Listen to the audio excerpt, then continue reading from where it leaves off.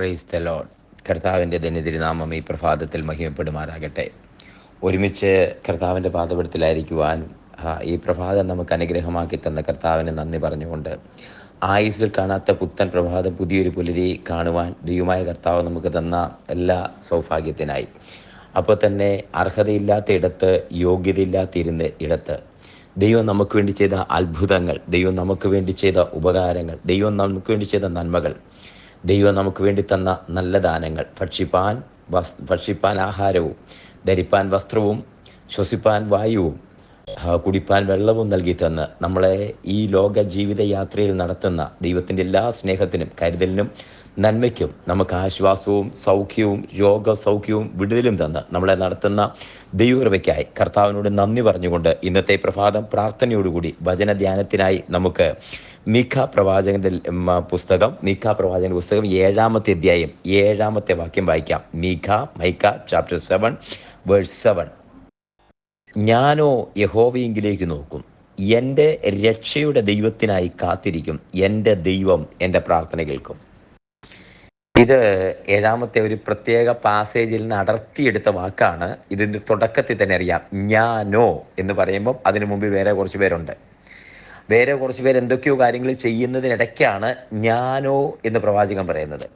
അപ്പം ബാക്കി എല്ലാവരും വേറെ എന്തൊക്കെയോ കാര്യങ്ങൾ ചെയ്യുന്നതിനിടയ്ക്ക് ഞാനോ യഹോവയെങ്കിലേക്ക് നോക്കും, എൻ്റെ രക്ഷയുടെ ദൈവത്തിനായി കാത്തിരിക്കും. അപ്പം മറ്റുള്ളവരാരും ചെയ്യാത്തൊരു കാര്യം ചെയ്യുന്നു, അതുകൊണ്ടാണ് ഞാനോ എൻ്റെ ദൈവം എൻ്റെ പ്രാർത്ഥന കേൾക്കും എന്ന് പറയുന്നത്. എല്ലാ ആളുകളും വഴുതിപ്പോയാലും ഞാനോ ദൈവത്തിനായിട്ട് കാത്തിരിക്കും എന്ന് പറയുന്നത് പോലെ, ഒരാൾ മാത്രം വഴുതിപ്പോന്നു എന്ന് പറയുന്നത് പോലെ അവസ്ഥയിലാണ് ഞാനോ എന്ന് പറയുന്നത്. ഞാനോ യഹോവയെങ്കിലേക്ക് നോക്കും, അപ്പം ഞാൻ മാത്രമേ ഉള്ളൂ എന്നൊരർത്ഥം അവിടെയുണ്ട്. 2, എൻ്റെ രക്ഷയുടെ ദൈവത്തിനായി കാത്തിരിക്കും. 3, എൻ്റെ ദൈവം എൻ്റെ പ്രാർത്ഥന കേൾക്കും. 3 വാക്യങ്ങൾ. ഇതിൻ്റെ പശ്ചാത്തലം ചെറുതായിട്ടൊന്ന് ചിന്തിക്കാം. 7-ാം അധ്യായത്തിൽ 1 തൊട്ട് ഉള്ള വാക്യങ്ങൾ അതിൻ്റെ പശ്ചാത്തലം എഴുതിയിട്ടുണ്ട്. ദൈവം ആരോപിക്കുന്ന ഒരു കുറ്റാരോപണം, ജനത്തിൻ്റെ മേൽ ആരോപിക്കുന്നൊരു കുറ്റാരോപണമാണ്. തുടങ്ങുന്നത്, എനിക്ക് അയ്യോ കഷ്ടം, ഞാൻ വേനൽപ്പഴങ്ങൾ പോലെ ശേഖരിക്കുന്നതിനെ പോലെ മുന്തിരിപ്പഴം പറിച്ച ശേഷം കാലാ പെറുക്കുന്നത് പോലെയുമായല്ലോ. തിന്മാനൊരു മുന്തിരിക്കൊലയുമില്ല, ഞാൻ കൊതിക്കുന്ന അത്തിയുടെ ഫലവുമില്ല.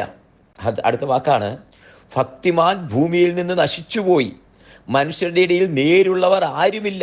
സാഹചര്യങ്ങളാണ് പറയുന്നത്, സിറ്റുവേഷൻസാണ് പറയുന്നത്. അവരൊക്കെയും രക്തത്തിനായി പതിയിരിക്കുന്നു, ഓരോരുത്തൻ താൻ്റെ സഹോദരനെ വലവെച്ചു പിടിക്കാൻ നോക്കുന്നു. ജാഗ്രതയോടെ ദോഷം പ്രവർത്തിക്കേണ്ടതിന് അവരുടെ കൈ അതിലേക്ക് നീണ്ടിരിക്കുന്നു എന്ന് പറഞ്ഞാൽ ദോഷം പ്രവർത്തിക്കാൻ വേണ്ടി മണിക്കൂറുകൾ കാത്തിരിക്കുന്നു ജാഗ്രതയോടെ. അത് കഴിഞ്ഞിട്ട് അടുത്ത ഭാഗം പറയുന്നു, പ്രഭു പ്രതിഫലം ചോദിക്കുന്നു, ന്യായാധിപതി പ്രതിഫലം വാങ്ങി ന്യായം വിധിക്കുന്നു, മഹാൻ തൻ്റെ മനസ്സിലെ ദുരാഗ്രഹം പ്രസ്താവിക്കുന്നു. അങ്ങനെ അവർ ഗൂഢാലോചന നടത്തുന്നു. അവരിൽ ഉത്തമൻ മുൾപ്പടപ്പ് പോലെ, നേരുള്ളവൻ മുൾവേലിയേക്കാൾ വല്ലാത്തവൻ തന്നെ. നിന്റെ ദർശനക്കാർ പറഞ്ഞ ദിവസം, നിന്റെ സന്ദർശന ദിവസം തന്നെ വരുന്നു. ഇപ്പോൾ അവരുടെ പരിഭ്രമം വന്നു ഭവിക്കും. അടുത്തത് തീർന്നില്ല. കൂട്ടുകാരനെ വിശ്വസിക്കരുത്, സ്നേഹിതനിൽ ആശ്രയിക്കരുത്. നിന്റെ മാർവിടത്തിൽ ശയിക്കുന്നവളോട് പറയാതെ വണ്ണം നിന്റെ വാക്കുകൾ സൂക്ഷിച്ചു കൊള്ളുക. മകൻ അപ്പനെ നിന്ദിക്കുന്നു, മകൾ അമ്മയോടും മരുമകൾ അമ്മായിയമ്മയോടും എതിർത്തു നിൽക്കുന്നു.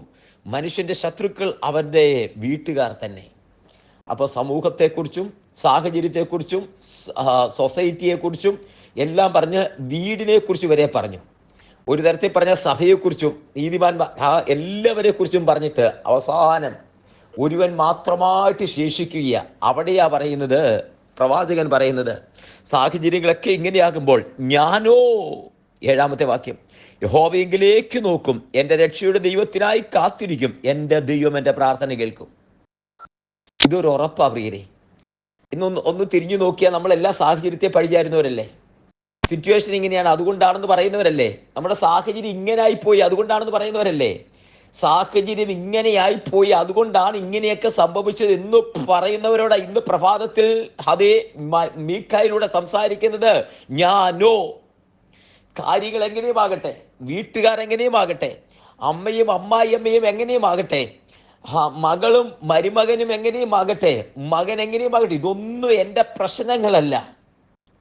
മുള്ളോട്ട് വായിക്കുമ്പോൾ കൂട്ടുകാരൻ, സ്നേഹിതൻ അവരെല്ലാം വെറുക്കപ്പെട്ടു, അവരെല്ലാം വിശ്വസിക്കരുത്, അവരെ ആശ്രയിക്കരുത്. എല്ലാ ആശ്രയവും വറ്റുപോയി.